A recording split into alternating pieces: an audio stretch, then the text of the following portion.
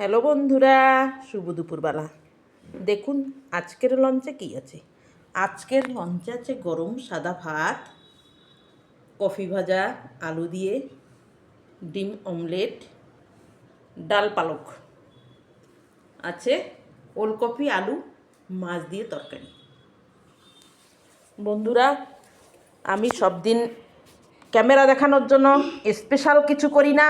আমি ঘরে সাধারণ যা খাই একদম তাই আমি শেয়ার করি আপনাদের সঙ্গে। বন্ধুরা, আমাকে লাইক, শেয়ার এবং সাবস্ক্রাইব করুন। আমার চ্যানেলটাকে সাপোর্ট করুন। সামনে এগিয়ে যাওয়ার জন্য আমার পাশে থাকুন। ভালো থাকুন, সুস্থ থাকুন।